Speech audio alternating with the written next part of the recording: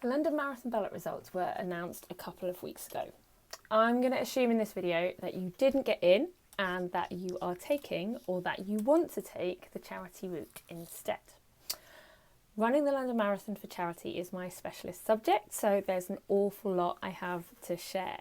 But in this video, I'm going to talk you through the 4 main reasons that people will donate to your marathon fundraising, and how to write about this on your page so that it maximises your donations. And if you stay to the end, I'm going to share one simple trick that will result in you raising 84% more. Welcome to the channel. I'm Sarah and I'm here to help you have a lovely marathon. So if marathons are your thing, or you'd like them to become your thing, like this video, subscribe to the channel and comment below and let me know what content you'd like to see from me in the future.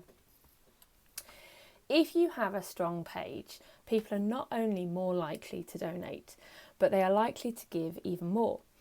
They may even give more than once, especially if you set your page up well in advance. The first thing that I want you to remember is that people don't give to charities, they give to people. Your close friends and family will donate simply because they have a connection to you, I hope, but complete strangers will also donate if they can relate to you. So think about how you can tell your story. If you're a single mum of 2 from Croydon who's having to find time to train around childcare, bring those unique challenges out on your page, because other people who relate to your personal story will be motivated to give. So add in little details that help people connect. So like how you've had to master the art of running as quietly as possible on the treadmill so the kids don't wake up before you finish your session, or how you're embarrassing your daughter by running laps of the football field while she's training because it's the only window that you get to get your run in. The second people that most people donate is because they relate to the humans who are impacted by the cause. So this is almost always the best place to start your page. If you have a personal connection to the cause, this is where you explain it. Obviously, if it's not your story, if it's a friend or a family member, do please get their consent first if you're going to include any identifying details. But even if somebody is not comfortable with being named, you can frame the story in terms of the impact that this happening to them has had on you, and how the charity has benefited you in this process, without sharing any details that might identify them. If you're raising money for an animal charity, anthropomorphise the animals. I'm so pleased I got that out in one. Anthropomorphise the animals. Tell their story as though they were human. So bring out the humanness in your story. Why should people care? I want you to tell me how the good thing that the charity did made someone feel. And we need to care about that someone. So if you're raising money in memory of your grandma, share a little anecdote that will bring her to life, so that we start to connect to what she meant to you. Did she always press a fiver in your hand when she thought your mum wasn't looking, or something cute like that? If the charity provides information, focus on the so what. The information isn't the good thing, it's the impact on the humans involved that we want to focus on. So does the information help people feel less overwhelmed? Does it help them have difficult conversations with their loved ones? If the charity provides food parcels, perhaps that means that children don't have to go to bed feeling hungry. I know it might sound really obvious, but I promise you that you will secure a lot more donations if you connect those dots in the reader's mind. And also, it connects the why in your mind when you're out running. So I'm running this marathon so kids don't have to go to bed feeling hungry. That's pretty powerful, isn't it?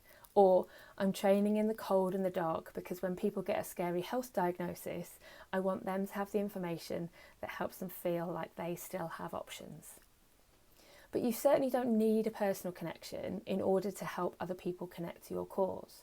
If you can tell the story of the charity's impact well enough, and you consistently share your page, you will pick up donations from people who have zero connection to your charity, just because they relate to the people that the charity helps. So I've got a dog and 2 cats. Lemon is a street dog from Greece, and Lucky and Tinkerbell came from a friend who could no longer give them a home. I'm much more likely to give to a charity like Battersea because I relate to rescue pets and they're humans. When you're setting up your page, you find that your charity has probably written some generic information on there. Now, this is just to get you off the blank page.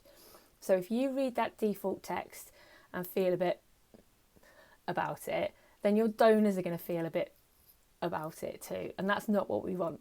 So go to your charity's website and social media, mine it for content that really speaks to you.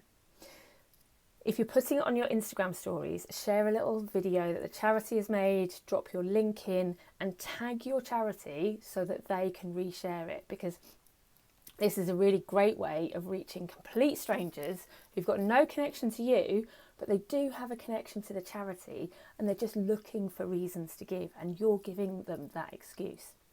So if you're running for a small charity and you can't find anything online, go to them directly and ask them for content. Don't feel scared about asking your charity for help, because you're raising money for them and it's totally in their interests to help you out. Your profile picture, the one that comes up on the thumbnail, that needs to be a friendly, recognisable picture of you, of your face. So please don't use the generic pictures that are supplied. There's ones of just of people's feet running. It's so dull. The main picture should communicate the impact of the charity. So if the charity is one that you're personally linked to, you could use one of your own pictures if you can, because this is more likely to be impactful than a stock image. Sometimes you might want to swap these around and have the charity image as the thumbnail. It depends on the main reason why you think people might donate to your page. So what's your biggest audience likely to be motivated by? Is it the connection to you or the connection to the cause? Generally, you want to avoid race pictures or pictures of you running. I know that sounds counterintuitive, but the reason is my third big point, which is people don't want to pay for your lifestyle choices. So the third reason that people donate is because of the challenge itself. But, and this is a huge, big, juicy but written in cheap diamante, people will only do this if you pitch it right. So you will get some lovely person who hears that you're running a marathon and presses a tenner into your hand before you've even mentioned what charity you're running for. This is why it's always good to set up a page, even if you have a Ballot or club place. But we'll come back to that in a minute, because it's a big mistake to open your page or start your accompanying social media post with the fact that you're running a marathon and you'd like people to sponsor you. At best, people will either not register this or they'll just scroll past. At worst, this comes across like a braggy LinkedIn post and you could end up alienating potential donors. So almost everybody opens up their page with that. And I hear so many frustrated charity runners who've shared their page repeatedly and not got donations, and they wonder why. This is why. We live in an attention economy. You have to give people a reason to stop scrolling, which is why your thumbnail is also so important. Once they've clicked onto your page, the first sentence has to grab their attention. That's a hook. So what do I want you to do instead? I want you to lead with the so what first. You want the opening sentence to be something that stops that scroll. In 2025, I got a last minute place to run for Victor, which is a charity that provides activities and support to visually impaired children and young adults. And this is how I opened my page. In 1952, an impatient little girl arrived into the world 12 weeks early. No one thought she'd survive. It's a pattern interrupt. It's something that immediately draws you in. You want to know whether the baby survived, and you want to know how it relates to the marathon.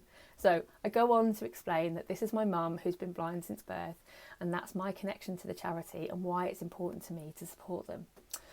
I talk about what the charity does in terms of the impact that it has on those children and young people who are growing up like my mum did without their sight. And only then do I talk about my challenge.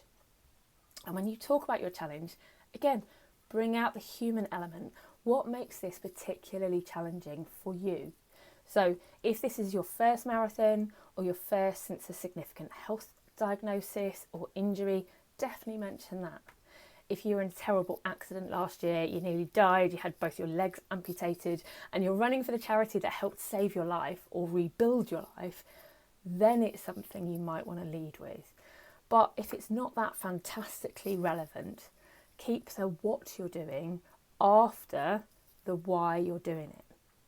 Now, as I said, there'll always be some people who think that a marathon deserves sponsorship, and I call this the man at the bus stop effect. So to capture these donations, make sure your fundraising QR code is saved as a screensaver on your phone. When you're chatting with people and you naturally drop the marathon into conversation, as runners do, you have a very easy way for them to donate immediately if they want to.